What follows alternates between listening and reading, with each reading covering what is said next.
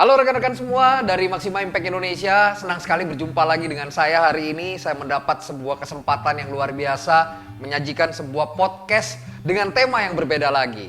Nah, hari ini saya kedatangan tamu istimewa teman-teman, rekan-rekan semua. Karena di sebelah saya ini orang jauh-jauh ya, yang hari ini saya culik dan dapat kesempatan dan kehormatan untuk bisa nyulik beliau ini nyampe ke sini. Itu adalah waktu yang sangat luar biasa. Jadi hari ini kita kedatangan satu rekan yang luar biasa, yaitu nanti Pak William akan memperkenalkan diri sendiri ya. Beliau adalah member broker dari Century 21 Best Makassar. Jauh-jauh dari Makassar, tentunya kita akan mendapatkan sebuah manfaat yang luar biasa. Nah, hari ini atau kali ini kita akan mengangkat sebuah tema yang menarik, yaitu growth mindset versus fixed mindset. Nah, kenapa dan bagaimana, seperti apa yang akan kita lihat? Kita langsung izinkan beliau untuk memperkenalkan diri sendiri. Silakan, Pak. Wow. Oke, semangat pagi rekan-rekan Maxima. Oke, saya William dari Century 21 Best Makassar. Ya, pada kesempatan ini terima kasih Bro Denny bisa ajak saya ke sini. Suatu kehormatan bagi saya bisa ngobrol sama Bro Denny. Kehormatan terbalik rekan-rekan semua. Anda tahu, saya kalau menculik beliau ini, waktunya luar biasa. Jadi ini adalah sebuah kesempatan berharga buat kita mendengarkan banyak hal dari Pak William. Terima kasih sama-sama Pak. Saya merasa cukup senang bisa ngobrol dan bisa saling sharing kepada rekan-rekan Maxima. Oke, apa yang ini hari saya bisa bantu sharing Pak Denny? Ya, nah hari ini kan kita ngebahas nih. Kalau kita lihat Pak William bisa tahu bahwa kita mengambil sebuah tema yang menarik, yaitu temanya adalah growth mind dan fixed mind. Sebenarnya kan kalau bicara tentang growth mind dan fixed mind ini adalah karena ada satu pakar psikolog dari Amerika yang namanya Carol Dweck ya. Itu ternyata dia melakukan sebuah penelitian dan ternyata ditemukan hanya ada dua jenis tipikal orang, yaitu growth mind dan fixed mind. Nah, saya pengen tahu mungkin terkait tema kita hari ini, Pak. Mungkin Pak William boleh bantu saya juga ceritakan sedikit tentang latar belakang.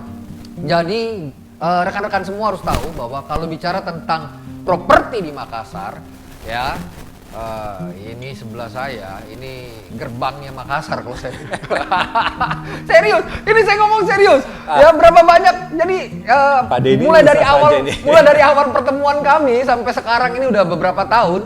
Ini orang gerbangnya Makassar. Jadi pokoknya biarkan dia yang cerita sendiri lah. Biarkan beliau yang cerita sendiri. Silakan, mungkin ceritakan tentang latar belakang dan kenapa tema ini saya angkat supaya rekan-rekan dari Maxima juga bisa tahu, Pak. Sebenarnya pola berpikir yang seperti apa sih yang membawa kesuksesan seperti Bapak sekarang ini? Oke, baik Pak Den, terima kasih. Jadi asal mulanya saya kerja di properti itu pertama selaku broker ya. Jadi saya kerja broker itu dari tahun 2000 hingga sekarang. Selama ini yang saya tanamkan di dalam pekerjaan saya Pak Denny bahwa tidak ada orang yang setiap orang mempunyai hak atas keberhasilan itu sendiri. Jadi selama saya jalani industri broker saya itu, yang saya tanamkan dalam mindset saya ini bagaimana caranya saya tetap selalu bertumbuh dan terus belajar. Pola berpikir Bapak dari awal ya, kita ngomong dari awal broker, punya mindsetnya adalah tetap bertumbuh dan terus belajar, selalu belajar sama orang gitu. Ya, itu menurut saya itu prinsip yang paling mendasar kalau orang ingin berkembang ya. Itu adalah fondasi dasar seseorang kalau dia mau berkembang. Yes. Artinya dia hungry terus ya Pak, lapar terus gitu sama orang. Mau menggali terus tentang bagaimana sih, apa sih keberhasilan seseorang begitu? Betul. Jadi menurut saya, makanya saya selalu tanamkan satu prinsip hidup saya itu bahwa kita hidup itu kalau ingin berkembang, selalu tanamkan di pemikiran kita itu untuk selalu stay hungry, stay foolish. Wow.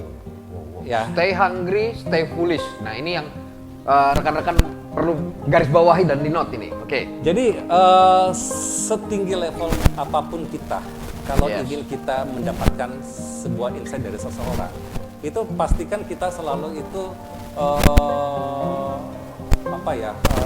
hilangkan semua keberhasilan kita, sehingga mindset kita itu tetap selalu di stay hungry, sehingga siapapun orang yang kita ingin komunikasikan, kita bisa dapat sesuatu pengalaman orang itu dengan level apapun orang itu, Pak. Yes. Gitu. Saya setuju sekali ini. Jadi artinya orang kalau mau belajar sesuatu, sama seperti kayak mungkin cangkir di gelas ini, cangkir di gelas ini, air di dalam gelas ini ya Pak. Kalau sayanya ngerasa sudah full, sudah penuh, orang nuang apa aja kan tumpah ya, nggak masuk kemana, nggak masuk lagi. Jadi untuk saya bisa punya mindset yang benar dan bisa menerima sesuatu itu, saya harus kosongkan cangkir ini, betul ya? Setuju? Gitu ya? Setuju. Ya, jadi sehingga lapar dan kan tadi kalau saya bilang merasa bodoh dan merasa lapar untuk mendengar sebenarnya masukan dari orang lain dan apa yang bisa kita pelajari dari orang lain, itu adalah salah satu kunci yang membuat fondasi dasar Bapak berhasil.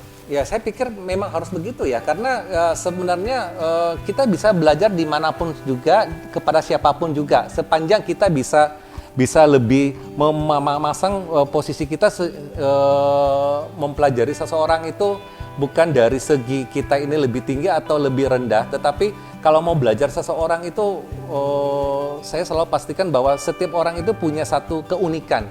Begitu. Untuk mendapat keunikan orang ini harus kita benar-benar tanamkan ke dalam pikiran kita bahwa kita ini memang masih perlu banyak belajar terus. Mungkin seperti itu, Pak Din. Ya. Jadi mentalitasnya kita memang mentalitas yang punya learning attitude yang baik ya. Jadi mau terus belajar, terus gali. Sampai kapan, Pak? Ya, menurut saya sampai kapan ini kita susah ya. Kayak sampai hari ini tuh saya masih terus banyak belajar loh, Pak Denny. Tadi kita ngobrol-ngobrol juga saya banyak belajar dengan Pak Denny loh, benar. Saya jadi terbalik ya rekan-rekan. Bukan dia nyuri ilmu saya lagi nyuri ilmu dia sebenarnya. Kalau tahu sebenarnya di mobil tuh dari tadi, wah ini apa yang bisa saya ambil ini? Apa yang pemikiran beliau yang bisa saya praktekkan ini. Yang nyuri itu bukan dia nyuri saya nyuri dia. Nah, ini susahnya kalau mindsetnya sama-sama stay hungry, stay foolish nih. Ya, siapa belajar siapa kita nggak tahu nih. Nah, ini enaknya ini. Nah, Pak, artinya saya pengen tahu dulu sebelum kita melangkah lebih jauh. Kan itu tadi Bapak bilang fondasi dasar dari mindset adalah kita terus-terus mau belajar dan merasa lapar dan merasa sebenarnya kita tidak pintar sehingga kita bisa mendapatkan sesuatu kan. Itu fondasi dasarnya. Boleh bantu saya dulu nggak, Pak? Sebenarnya yang dimaksud dengan pemikiran growth mind ini seperti apa dan fixed mind ini seperti apa sih menurut Pak William? Sehingga kan teman-teman dari rekan-rekan Maxima Impact Indonesia ini pada tahu. Oh, orang growth mind ini seperti apa, orang fixed mind seperti apa. Baru nanti kita akan lihat ya. Apa sih yang Bapak hadapi dan alami sebagai member broker? Kan Bapak dari awal sebagai broker di dunia properti tidak mudah. Dan bahkan dengan kondisi pandemi seperti ini, apa sih yang terjadi sehingga yang dimaksud dengan mindset membawa keberhasilan itu akan seperti apa, Pak? Oke, jadi gini loh, Pak Den. Ya. Saya bicara ini berdasarkan dari pengalaman dan juga pengamatan saya. Jadi saya melihat ya kondisi sekarang ini banyak sekali yang merasa dirinya itu terlalu mengkerdilkan. Jadi saya melihat orang yang fixed mindset itu lebih cenderung lebih tidak percaya diri. Seakan-akan mereka merasa kayak dari segi kemampuan, ya, kepribadian, dan kepintaran itu sepertinya sudah nggak bisa dirubah, Pak. Oh, mereka merasa bahwa orang fixed mindset ini merasakan bahwa dirinya tidak bisa berkembang lagi. Jadi iya, dari sisi kemampuannya dia, dari segi kepribadian dia itu nggak bisa dirubah. Beda dengan yang grow mindset. Kalau grow mindset itu, mereka itu punya satu passion dan semangat untuk bisa merubah itu, Pak. Oke, ada drive-nya ya. Artinya dia merasa ke depannya ini akan ada sesuatu yang jauh lebih baik dan ada banyak hal yang sebenarnya bisa dipraktekkan dalam kehidupan dia yang nantinya bisa mengubah dia begitu. Iya. Dan jujur juga saya melihat bahwa kecenderungan orang fixed mindset ini selalu suka menyalahkan orang lain, ya, terus menyalahkan situasi, keadaan, dan selalu mencari alasan, ya, untuk seakan-akan dia tidak bertanggung jawab atas kesalahan yang dilakukan, Pak. Bedanya dengan growth mindset. Kalau growth mindset itu mereka melihat satu tantangan, semakin besar tantangan itu, menurut Grow Mindset ini, semakin mereka mendapatkan kesempatan untuk bisa lebih mengembangkan dirinya. Itu. Orang yang punya pemikiran fixed mindset melihat tantangan malah bukannya melihat sebuah opportunity, tetapi dia malah blaming dia punya tantangan ya. Ya, dan selalu mencari alasan. Orang yang membuat alasan artinya memiliki pola pemikiran fixed mindset. Dan Iya. orang growth mindset adalah orang yang dia melihat opportunity dari setiap challenge dan situasi yang ada, dan dia lihat kan ya apa yang bisa membuat dia berhasil gitu. Yes, betul. Ya, makanya kadang-kadang itu tadi saya katakan ya, bahwa memang settingan mindset ini kalau disalah setting juga hasilnya beda. Kadang yang tadi saya katakan pada ini, bahwa kadang orang nggak realize bahwa pandangan hidup orang itu sangat mempengaruhi Pandangan orang hidup itu sangat mempengaruhi hidup itu sendiri. hidup itu sendiri. Saya ulang ya. Ini kata-kata mutiara yang bagus. Pandangan orang itu sangat mempengaruhi hidup itu sendiri. Yes, Oke, pandangan hidup orang itu akan mempengaruhi hidup itu sendiri. yes, Jadi sebenarnya hidup saya ini dipengaruhi oleh pandangan saya tentang hidup itu. exactly. Ini kita bolak-balik tapi bagus ini. Iya, Ya? itulah, Bahwa pola pandang kita itu menentukan sebenarnya hidup itu akan seperti apa. Benar. Makanya kadang-kadang saya melihat ya. Jadi ini saya belajar juga, dan terus terang banyak pengalaman, apalagi di posisi pandemi ini, Pak. Ya. Banyak sekali orang yang melihat situasi ini secara fixed mindset. Jadi begini loh. Kadang-kadang yang fixed mindset itu dia itu jadi orang bisa merasakan kegagalan itu dari berbagai persepsi. Jadi kayak ada orang yang tidak tahu ya bagaimana caranya menghadapi kegagalan itu, Pak. Ada juga yang merasa santai-santai aja mengalami kegagalan. Ya. Bahkan ironisnya ada yang nggak sadar, Pak, atau nggak sadar bahwa dia sedang mengalami kegagalan, Pak. Nah, itu yang membuat saya merasa bahwa kenapa hal itu bisa terjadi. Nah, ini yang saya katakan, kadang-kadang mindset ini kayaknya agak sedikit keliru, Pak. Mindsetnya mereka yang keliru artinya. Iya. Dengan orang-orang yang melihat dan memandang sesuatu dengan cara pandang sebenarnya yang salah. Iya. Oke. Kalau kamu sekarang lagi merasa lagi dalam keadaan galau, ya dalam keadaan kesulitan, ya itu yang salah itu mungkin di mindsetnya. Jadi temukan mindset yang benar dulu, baru akan pelan-pelan pasti akan secara tidak langsung akan keluar solusinya, Pak. Yang penting mindsetnya harus benar dulu nih. Pola berpikirnya benar akan menentukan solusi apa yang akan keluar sebenarnya. Setuju? Ya, saya setuju. Kalau saya biasa menyebut dengan kadang-kadang kata paradigma, Pak. Paradigma itu pola pandang ditambah pola kita berpikir, sudut kita memandang sesuatu ditambah pola berpikir menentukan tindakan kita sebenarnya kan. Betul sekali. Cara pandang saya terhadap sesuatu akan menentukan tindakan saya akan seperti apa, betul ya? Betul. Nah, jadi sebenarnya kalau rekan-rekan lihat bahwa Pak William ini melihat pondasi dasarnya itu adalah di cara pandang dan cara berpikir. Ya, itu akan menentukan apakah orang itu berhasil atau tidak. Betul, Pak. Punya pengalaman apa, Pak? Boleh ceritain nggak tentang mungkin di kantor, bukan Bapak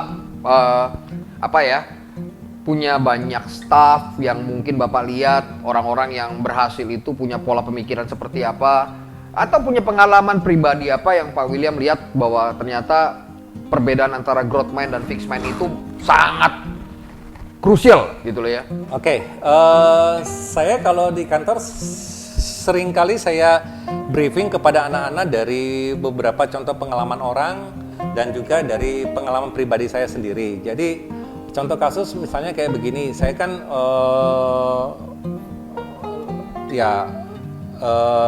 lahir di dunia ini ya mulai dari tidak punya apa-apa. Terus saya mengatakan bahwa apakah saya tidak pantas menikmati yang namanya kesuksesan.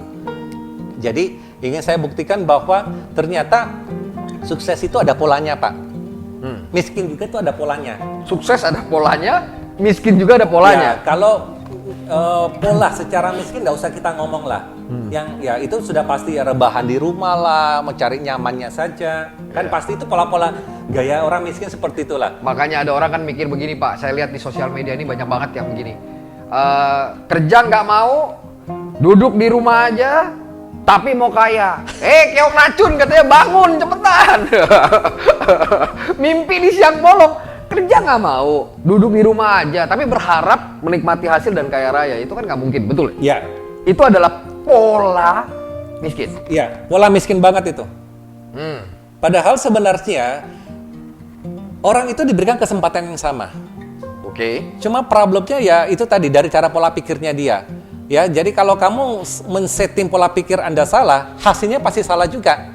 Makanya selalu saya ngomong kayak begini loh. Masa sih orang yang tidak punya apa-apa tidak layak untuk hidup sukses? Tidak mungkin. Ternyata sukses itu pilihan, Pak. Ya, asal lu mau berani berapa mahal sukses itu. Prinsipnya seperti itu.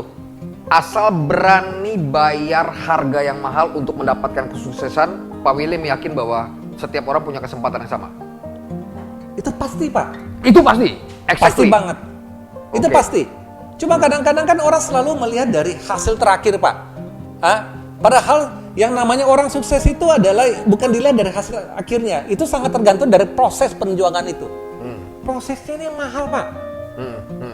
Ya, jadi kalau kita lihat ada orang-orang sukses itu sebenarnya itu bukan karena sebuah kebetulan, itu sebuah perjalanan. Gitu loh. Sebuah perjalanan yang panjang untuk nyampe ke titik itu dia. Betul. Ya. Betul. Jadi begitu saya alami ternyata kemampuan manusia itu pada ini itu nggak ada batasnya. Unlimited. Artinya tidak terbatas. Kemampuan manusia itu nggak ada batasnya. Tergantung apa, Pak? Ya, tergantung pada saat orang itu menilai bahwa nggak ada jalan atau sudah ini bukan jalan gua, itu selesai, Pak. Makanya selalu saya katakan ya, Pak, ini ya. Itu pernah selalu saya sering katakan kepada anak-anak kantor ya, anak-anak tim saya ya. Ya. Berapa kali pun Anda jatuh gagal, selama Anda mau bangkit, pasti ada peluang. Jadi Anda tidak usah khawatir. Misalnya contoh, ya, saya kok nggak bisa bangun jam 6 ya? Ya, Pak William selalu suruh kalau orang mau sukses itu harus bangun lebih pagi. Ya, kalau ini hari lu nggak bisa bangun jam 6 pagi, lu bangun jam 8, nggak apa-apa, besok coba lagi. Besok gagal lagi, nggak apa-apa, coba lagi. Sampai berapa kali, Pak? Sampai Anda bisa.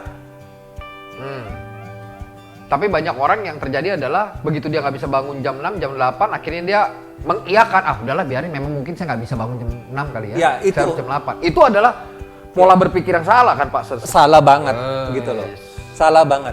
Makanya kadang-kadang itu orang itu selalu merasa merasa dirinya itu sudah melakukan yang tepat, tetapi dia tidak menyadari bahwa yang dia lakukan itu adalah sebuah satu kondisi nyamannya dia, gitu loh. Zona nyaman. Ini Zona kita ngomong nyaman. zona nyaman. Iya.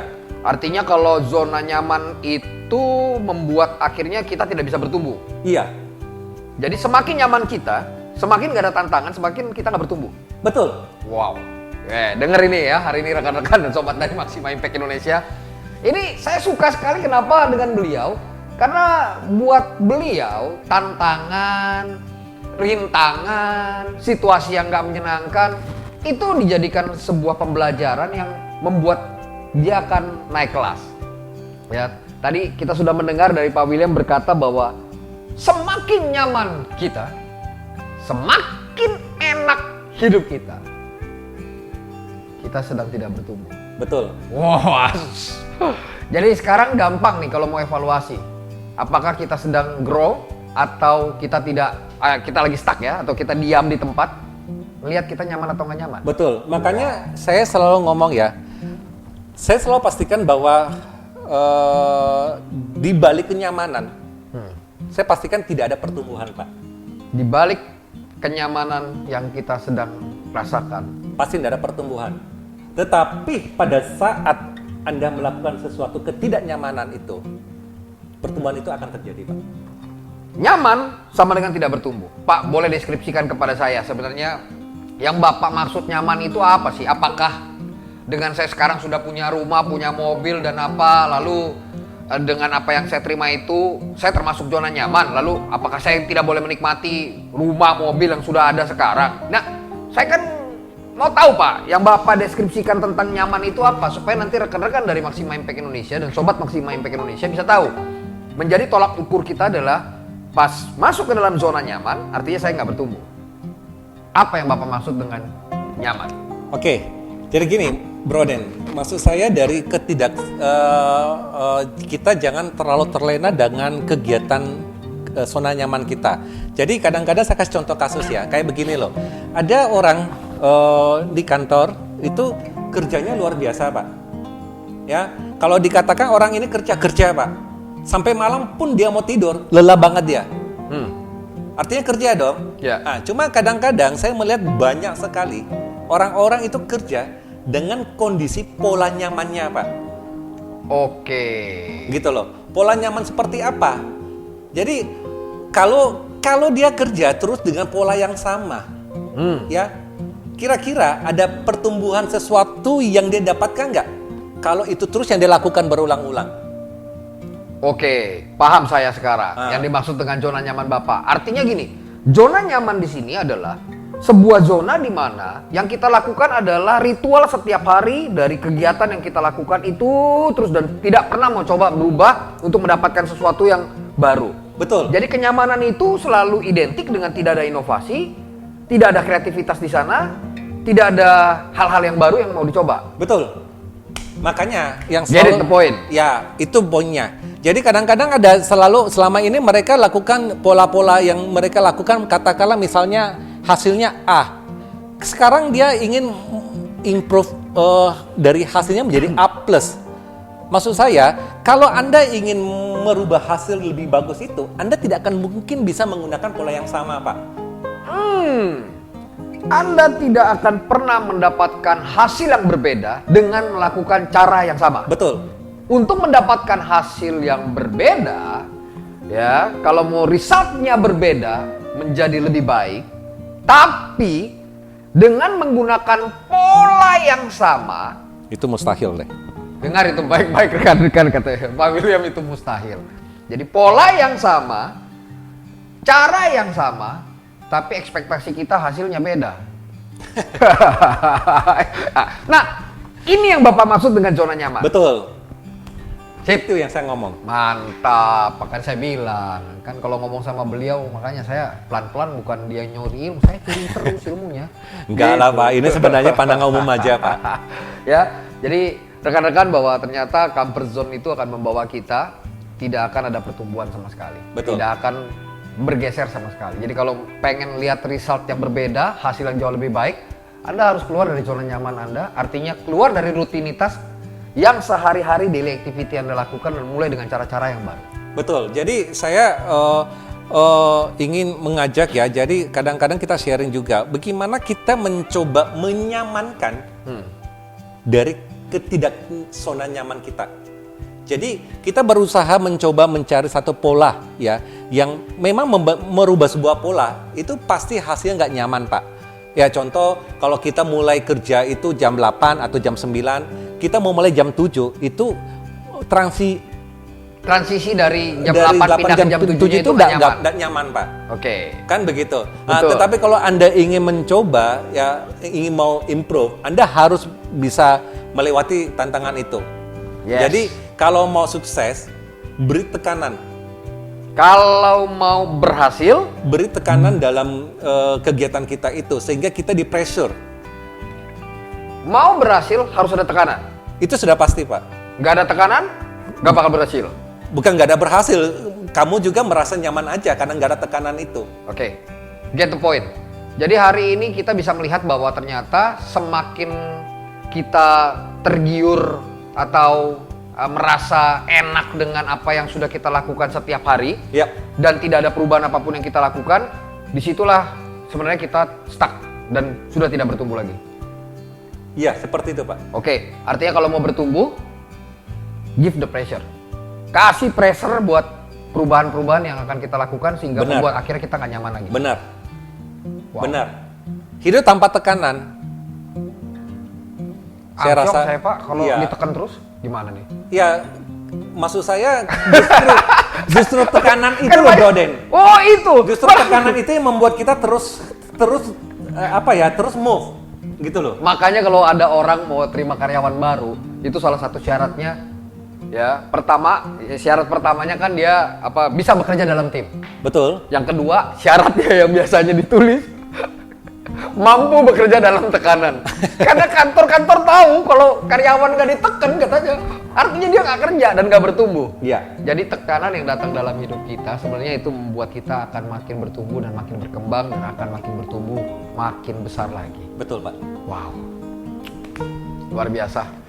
Sekarang saya mau masuk ke strategi Pak Will. Pak William kata bahwa strategi di kondisi pandemi ini sebenarnya kedepannya Bapak menggunakan strategi apa? Ini kita ngomong di dunia properti atau di dunia apapun yang mungkin Bapak hari ini sedang geluti karena Bapak memang kuat di properti mungkin, atau ada sesuatu strategi yang Bapak mau lakukan dalam hidup. Silakan, saya mau tahu strategi apa sih yang Bapak gunakan di kondisi pandemi seperti ini untuk ke depan. Oke, begini Bro Den, kita melihat perubahan yang terjadi belakang tahun ini, ya, apalagi ditambah lagi dengan kondisi pandemik Pak, yang hampir 2 tahun ini. 2 years sudah ya Pak ya? Ya, kita melihat begitu banyak terjadi perubahan, terjadi disruption besar-besaran. Yes. Oke, oleh karenanya itu, kalau Anda ingin mau sukses, Anda juga harus beradaptasi dengan kondisi perubahan itu Pak. Beradaptasi dengan kondisi perubahan itu. Ya, jadi banyak sekali orang masih belum siap akan terjadinya perubahan keadaan sekarang ini. Mereka merasa ini perubahan ini sebuah semacam kayak ancaman, Pak. Menurut saya ini perubahan ini sangat penting bagi saya karena ini akan menciptakan peluang-peluang baru itu. Oke. Begitu loh. Artinya kita harus adaptasi kan dengan kondisi yang ada sekarang ini. Tapi Betul. masih banyak nggak sih Pak orang yang saya lihat mereka berharap bahwa nanti akan kembali seperti dulu lagi dalam kondisi normal. Kalau Pak William melihatnya sendiri, apakah mungkin kita secara bisnis ya kita akan kembali seperti normal lagi sebelum pandemi? Saya pikir tuh agak sulit ya, mungkin nggak mungkin ya, karena ini sudah menjadi satu yang namanya new normal Pak. Ya, ada habit yang baru, ada kebiasaan yang baru yang sudah dibangun, ada model bisnis yang baru. Betul. Jadi oleh karenanya itu saya melihat kayak begini loh Pak. Saya cukup menyadari khususnya di industri saya di properti. Mungkin sekitar 50% ya yang mendominasi itu adalah generasi milenial Pak. 50% di industri properti sekarang ini yang mendominasi. Ini kita ngomong brokernya Pak, maksudnya orang-orang bukan, yang saya ngomong ini adalah orang-orang yang produktif Pak. Yang orang-orang produktif sekarang ini hampir 50% yang mendominasi adalah generasi milenial itu. Produktif artinya di internal tim dong Pak? Bukan secara pasar Pak. Oh, secara marketnya. Ya kan Bapak tanya kalau industri broker Bapak seperti apa. Makanya saya melihat bahwa kondisi sekarang ini properti orang-orang yang produktif ini adalah orang-orang yang generasi milenial ini. Oke. Marketnya generasi milenial. Ya. 50% tuh mendominasi. Ya, berarti saya melihat bahwa calon-calon orang kaya ini ya generasi milenial ini Pak. Bagaimana 10 tahun kemudian lagi? Ya, mungkin 10 tahun kemudian lagi kalau saya melihat tingkat angkatan produktifnya itu akan meningkat lagi, mungkin bisa jadi 75%. Jadi saya melihat mungkin calon-calon orang kaya ini banyak sekali muncul adalah generasi milenial baru Pak. Generasi milenial baru yang akan menjadi konglomerat. Menjadi Kenapa saya mengatakan konglomerat? Kenapa generasi milenial ini menurut saya adalah calon-calon orang kaya? Karena mereka adalah generasi yang early adapter Pak. Mereka yang cepat melihat, menyesuaikan dengan perubahan Pak. Dia cepat beradaptasi. Ya. Menurut saya seperti itu. Ya, karena memang kalau kita lihat semua startup di Indonesia ya, company-company baru startup yang berbasis digital, itu melejitnya luar biasa. Iya, betul. Maka dari itu karena sekarang kan khususnya di industri kami, saya itu memaksakan seluruh tim dan manajemen itu untuk biar bagaimana kalau ingin survive ya atas perubahan disrupsi besar-besaran ini ya, kita suka tidak suka memang semua harus berbasis digital Pak.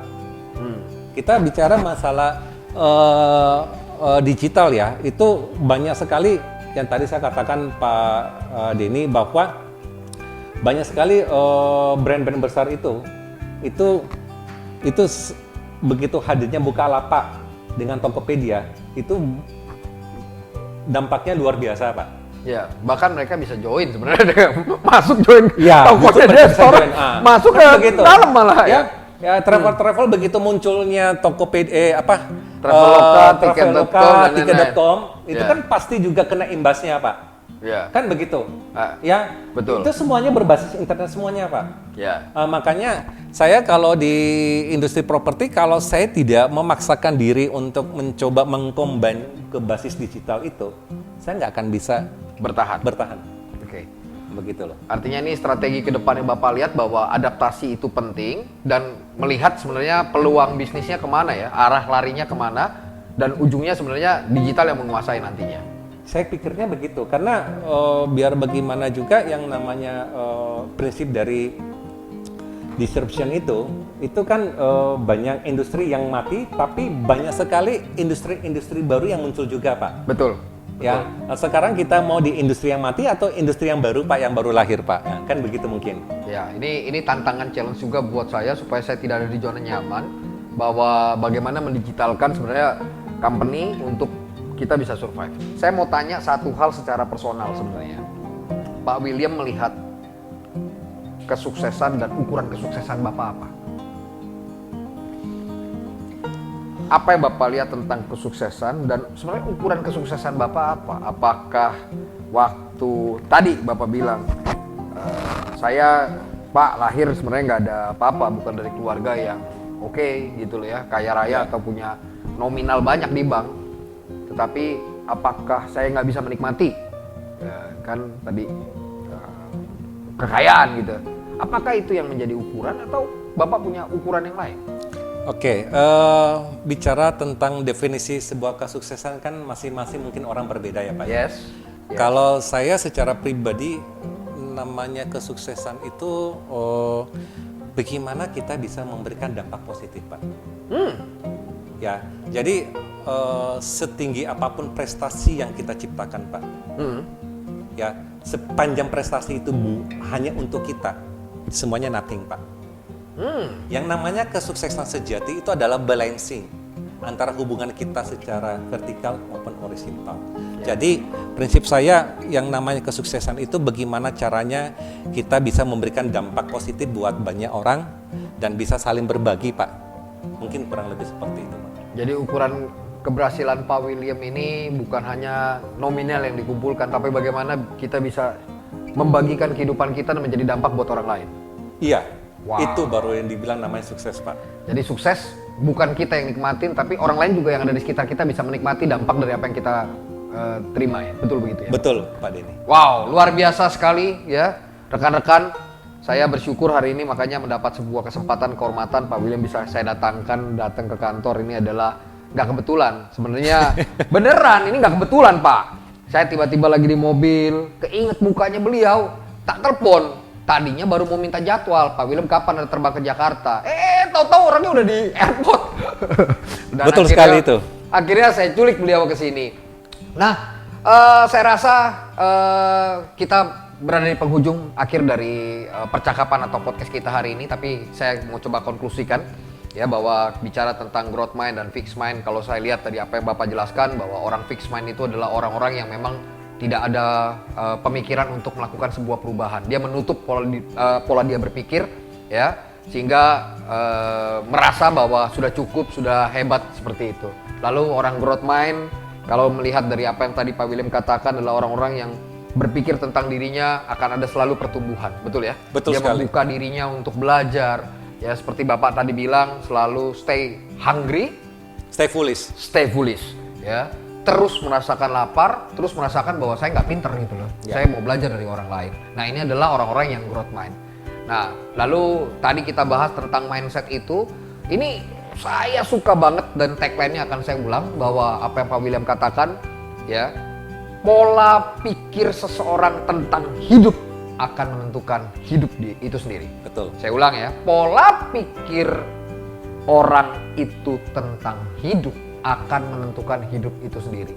Jadi ternyata cara kita berpikir itu sangat menentukan sebenarnya hidup kita itu ke depan akan seperti apa. Iya, jadi makanya jangan terlalu menganggap remeh dengan permainan pola pikir karena salah setting mindset. Hasilnya pasti juga Salah. Ya. Selanjutnya tentang zona nyaman, saya ingatkan kembali bahwa zona nyaman itu dipastikan pada waktu orang ada di sana tidak ada sama sekali pertumbuhan. Iya. Dan zona nyaman yang dimaksud adalah pada waktu Anda melakukan repetisi setiap hari, ya, rutinitas yang Anda lakukan dan tidak ada perubahan sudah berbulan-bulan, bertahun-tahun, itulah yang disebut dengan zona nyaman. Artinya Anda sedang tidak bertumbuh atau stuck. Betul. Dan kalau mau bertumbuh, itu jelas dikatakan oleh Pak William, hadirkan pressure. Benar. Tekanan. Goncang diri Anda untuk akhirnya Anda bisa berkembang dan bertumbuh. Dan satu lagi Pak Denny ingin saya sampaikan bahwa mungkin saya harus sampaikan bahwa orang itu punya kesempatan Pak. Yang sama? Sama. Mereka mempunyai kesempatan sama untuk bisa hidup lebih besar, hidup lebih dahsyat. Ya. Ya. Jadi kadang hidup itu kalau tidak ada yang difokuskan, tidak ada yang diperjuangkan, Pak. Kan begitu. Betul. Jadi kalau menurut saya ya, memang membuat satu hidup lebih besar itu Anda harus fokus membuat satu target ya. Ya. Nah, di dalam satu target itu harus ada satu unsur yang namanya komitmen dan konsisten, Pak. Ada komitmen dan konsistensi di sana. Ya, karena tanpa komitmen, Pak, Yes. Anda tidak akan pernah memulai.